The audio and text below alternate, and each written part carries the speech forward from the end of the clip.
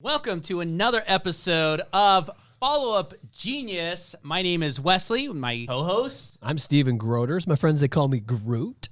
And today we're going to be talking about innovation in our businesses. How do we jump back? How do we get back into the swing of things during the pandemic, getting out of the pandemic, and on into the future so that we could, battle on Zillow, make sure we're in business to please the consumer.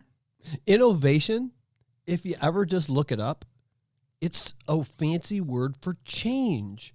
And that's something that's always constantly happening in this industry is change. So that's what we're going to talk about today. How do you pivot in uncertain times? Right.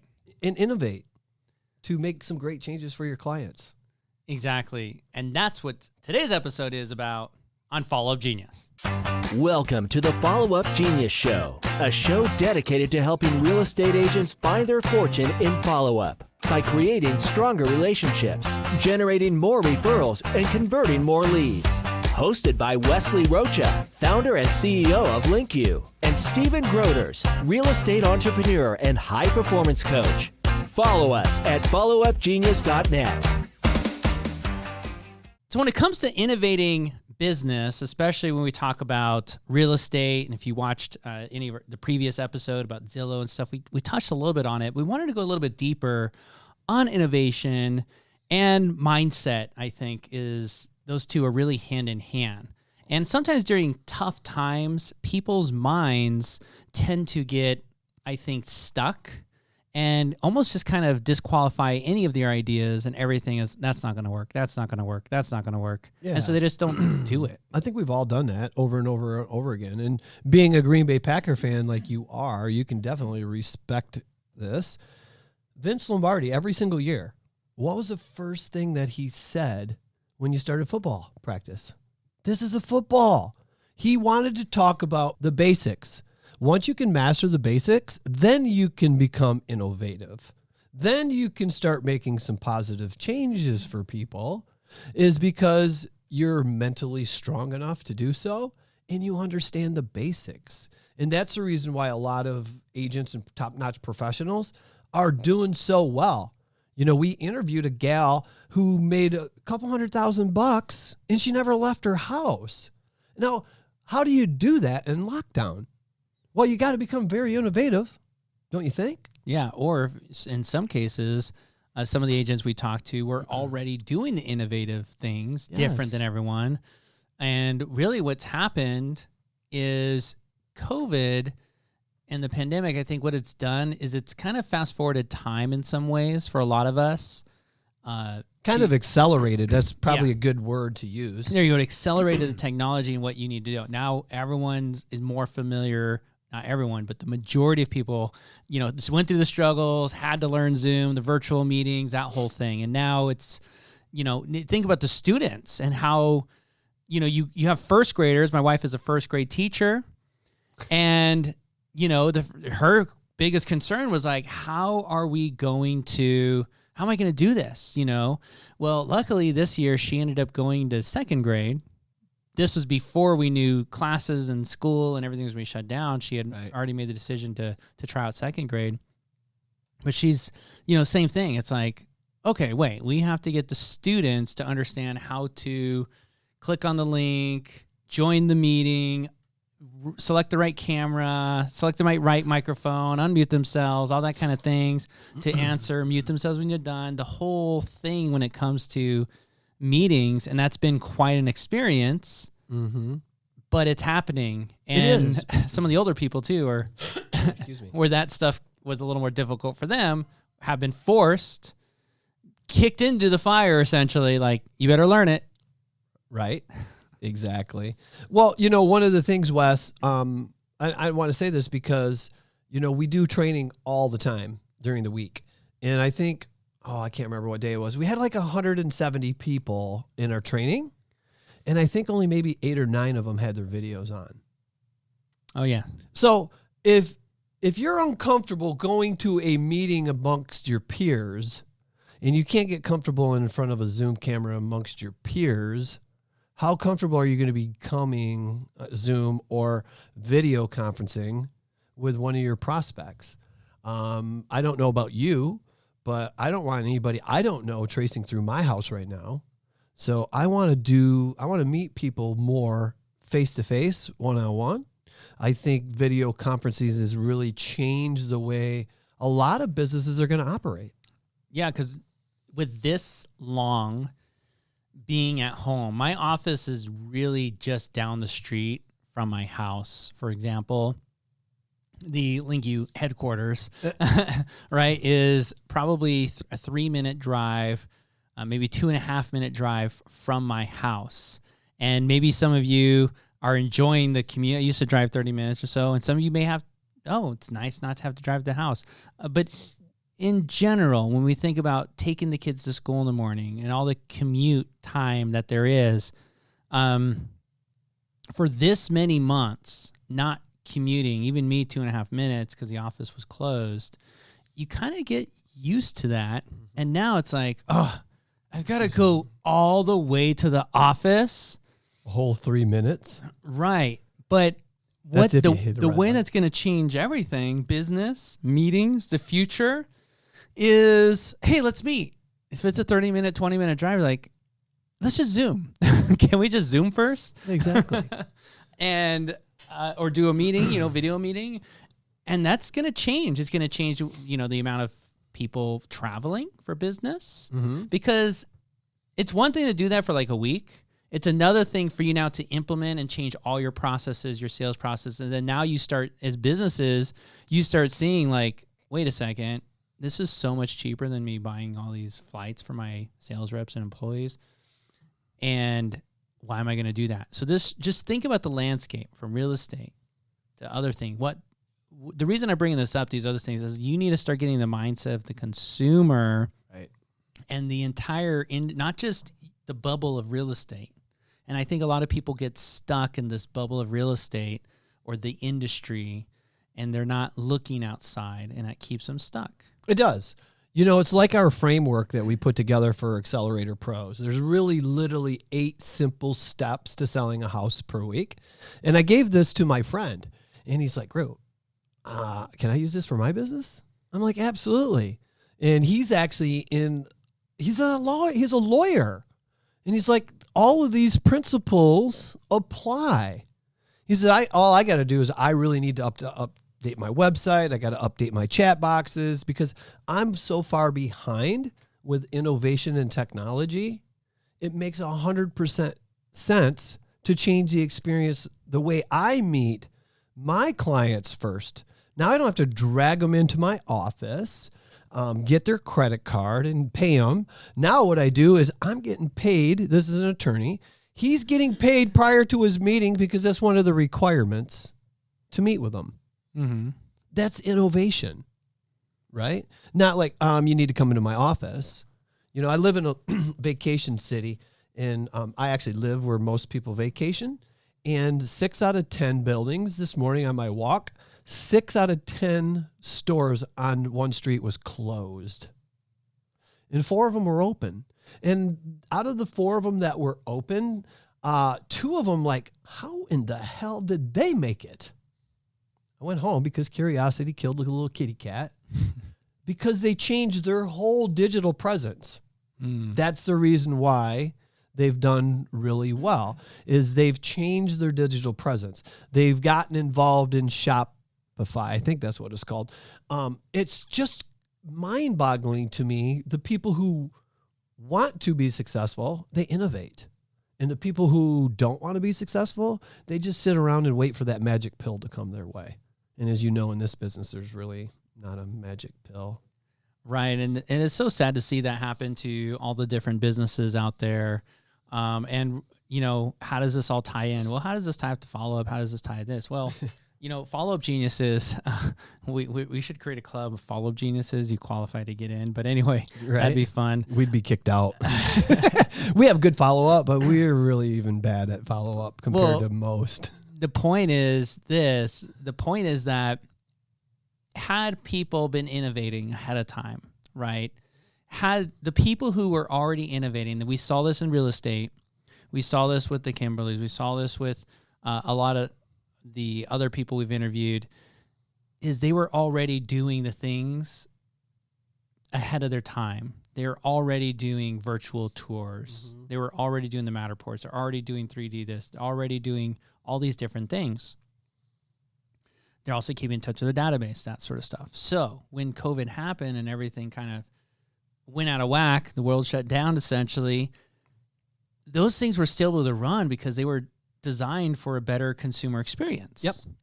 And those who didn't have it, and this goes not just into real estate, but also into all the other businesses, those who were not prepared, they were not on e-commerce, meaning 100% of their sales came from people walking door into to the door, store. face to face. Yep. Face to face, exactly. Those people who were restaurants and all that stuff, none of them really kept databases. None of them really created lists of their customers or anything like that. And so then they had no way to do business. No, they were just shut down. And those small businesses, similar to the ones you mentioned, and restaurants and stuff, who built their business and then also had the reward programs or had this or had that and had these programs, they could then communicate with their consumers about, hey, we're closed, but guess what? We have this, or we're delivering, or we do that. We have Grubhub, or whatever it is, where people could still know and do business with them rather than, oh, they're probably closed, or assuming they're closed. And that's why when you look at the businesses that are still around, it's going to be the ones that had that. Now, I'm not saying that works in every single situation. No. There's certain circumstances where that doesn't. But no matter what, with enough innovation, and that's what I think this has all really forced us to do, is innovate. Wes, I'm a thrifty guy. I love sales. Like no tomorrow. Like that's the only way I can buy. Like my Hurley shirt, $65. I got it at the Hurley factory sale for 10. Right? I just like to save money. Well, this fine clothing shop in my town was going out of business. Right? I went in because I want to help support local merchants. Mm-hmm. And I said, man, I'm really sorry to hear that you're going out of business. He says, oh, no, you should be happy that I'm going out of business. I said, why would you say that? He says, young man, I've been in the same spot for 35 years. And part of the requirement is when you sign up for me, or you buy one of my shirts, you buy one of my hats, you buy one of my shoes, if you sign up for my newsletter, I give you a 5% discount. Do you know how many email addresses this guy had? 2 million. Wow. So here is a little clothier in a little teeny tiny vacation mecca, Laguna Beach, California. He's collecting emails. If you give me your email address, I'll give you 5 to 10% off, depending, of course, of what you're buying. Now he's like, I don't need brick and mortar anymore. I'm constantly following up with the people that have already done business with me. Right. I wish I would have done this 5 years ago, he said, because COVID forced him to put his products online. Yeah. Right? Where he didn't really have a digital presence. He just had this huge database. Now he's got this amazing website. Now you can go in and reorder your shirts and your hats and, hard to find stuff that you buy when you're on vacation. Now these 2 million people, it can come right to their house. Maybe you won't be able to visit Laguna Beach, but you can visit whatever the name of the place was. Yeah. That's innovating. Exactly. That's thinking outside the box. I also feel he was probably working on that exit strategy prior to COVID. It just accelerated it. Mm-hmm. Right? So that's being innovative today. I talked to an agent who he never thought in a million years that he would ever sell a house to someone who never physically saw it. 3 last month. He sold 15 houses, but 3 of them, y'all, the people never saw it, never stepped foot into the house. And I asked him, I said, Kyle, how'd you get them to trust you first and foremost? Mm-hmm. Like, these are people, obviously they're not in your marketplace. They're outside of your marketplace. They're calling through some channel, some vertical that you advertised on.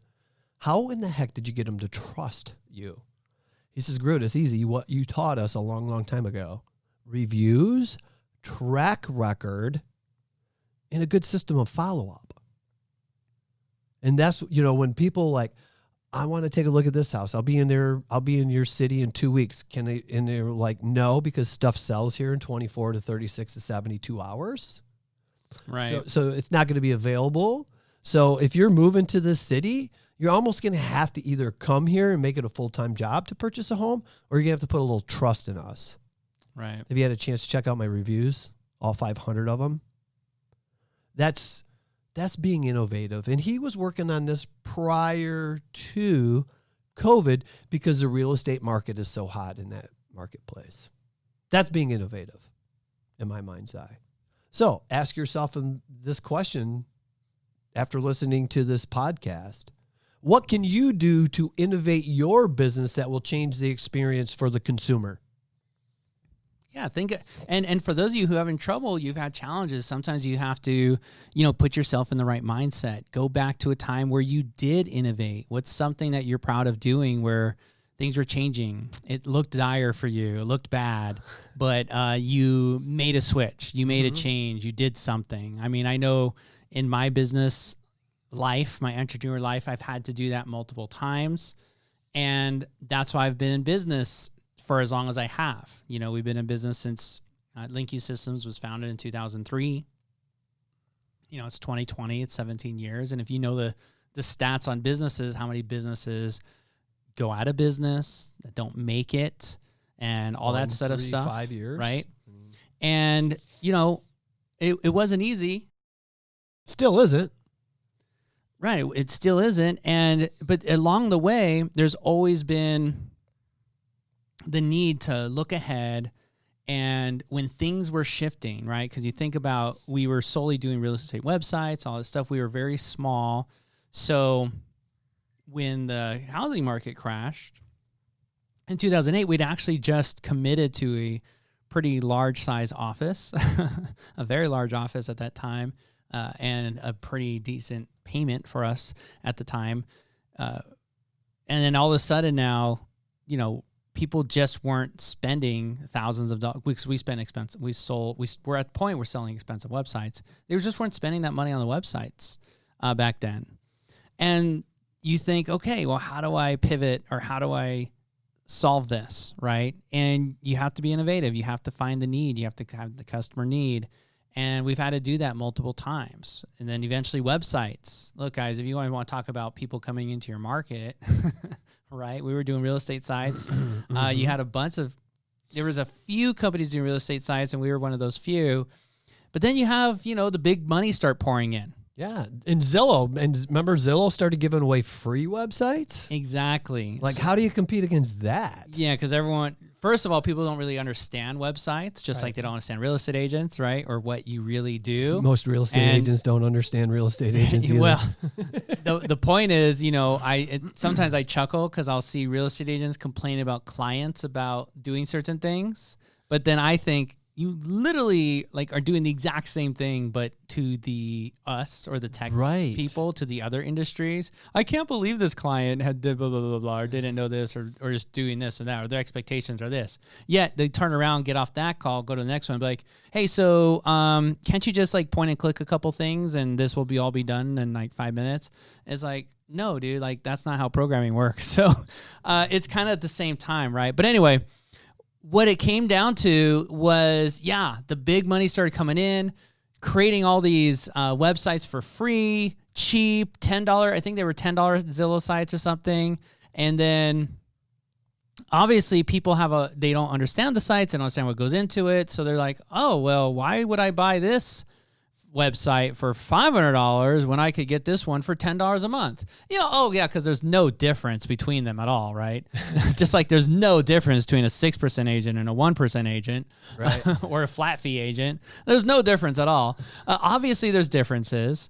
They don't understand them, but that hurt us. So we started thinking, okay, well, what else can we do? Well, you can go to a different type of market, which is one thing we did. We went to even higher end websites.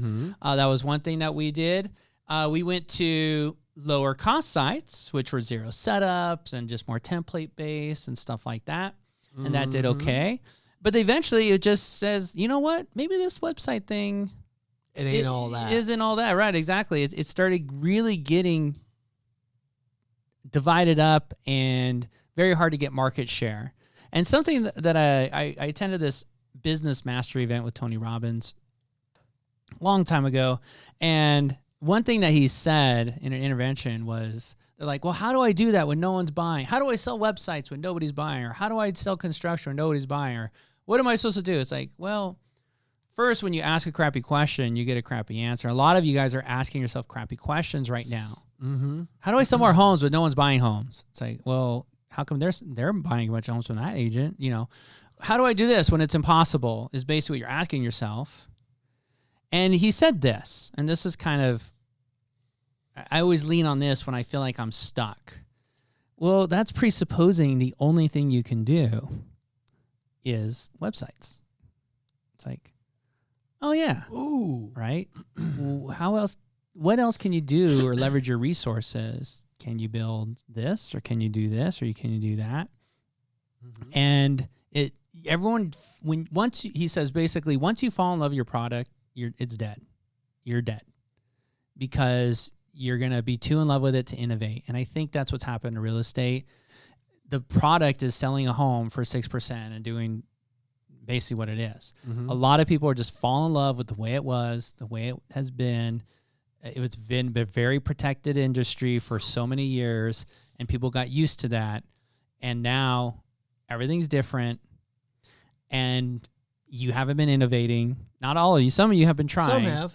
But that's what happened. But and some of you presuppose all you can do is sell real estate the way that you're doing it. You presuppose you have to sell it for 3% and 6%. You're presupposing that you have to work with a certain market or a certain buyer, or you have to work in your market. Yeah. All kinds of things. You know, it's so cliche. It really, really is. I'm going to repeat it. It's so cliche, but really it boils down to what's in between your earlobes, your mindset. You know, this morning we had a chance to interview an agent who made more money in the last couple of months than she has in like 2 years. And she's done it in a couple of months because she was innovative, you know, and she had the right mindset to pivot. You know, we tried. Look what we did with our business. You know, we went from charging people for so many months to like, hey, it's free. And we took this little teeny tiny group from 1,000 to like 8,000 because we gave everything for free. Right. And then once things started to release and people started getting back, and we started realizing that real estate agents are making more money now than they ever have been, we should start charging. Look what happened to our businesses because of the way we innovated. Right. I mean, I would say in the past like 4 to 5 years, we've had to pivot 3 or 4 times. Yes. Because sometimes you pivot into something and honestly, it doesn't work. Right. You have to recognize it, identify, and be like, hey, this isn't working, and make a change. And if you track, measure, and adjust, it allows you to pivot too. Right. You know, it goes back to the 8-step framework that we talk about. And the first thing we always talk about is a mindset. Then plan, track, measure, and adjust, right? Brand trust, prospecting, follow-up, 5-star experience, excite, and deliver. I mean, those 8 steps are so simple. I know you don't like me to say this, but making $1 million in real estate is really easy. It is if you just do the work. It's really, really, really that simple. And speaking of that, I think that leads us next week's episode where we're going to be talking about what is the one thing, I'm not going to give it away right now, but what is the one thing, the most important thing in any business, let alone especially in any real estate business, but really in any business that's going to help you to build that. What does the one thing that those multi-million-dollar real estate teams, businesses rely on? Dude, I think I'm excited. I think I'll show up. I can't wait for next week. It's going to be very fun, and I think you'll be surprised that it's actually easier than you think, and it's actually been sitting under your nose this entire time. And once you understand it and see it and know how to unlock the power of this one thing, it's a secret sauce. It's crazy. You know what? Maybe we talked. I can say her name because it's hard. Maybe we should talk to Alicia, because like, that shit don't work, right? She implemented this strategy one little teeny tiny strategy, 8 listings, y'all. 8. And then buyers. And then buyers. Reviews. Well, who cares about the buyers, right? Because buyers suck. I'm really more interested about the listings.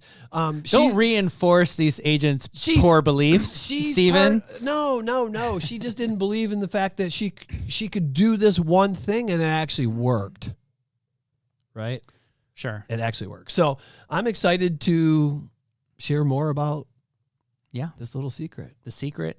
Yes, the absolute secret. We'll just call it the secret.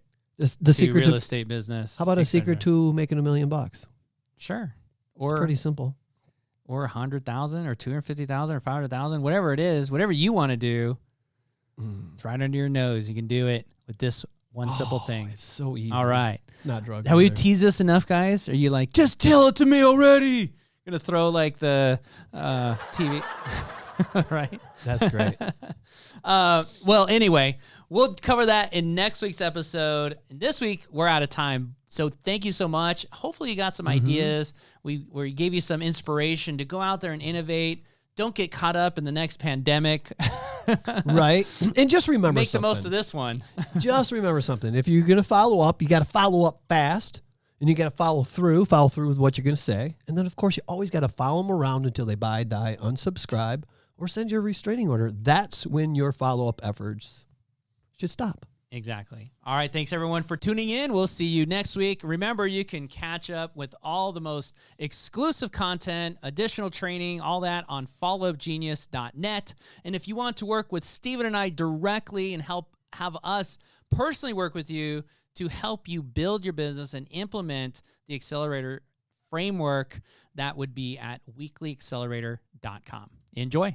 Thanks for tuning in to the Follow Up Genius Show. Get the show notes and discover our fantastic bonus member-only content when you become a Follow Up Genius member. Join today free at followupgenius.net.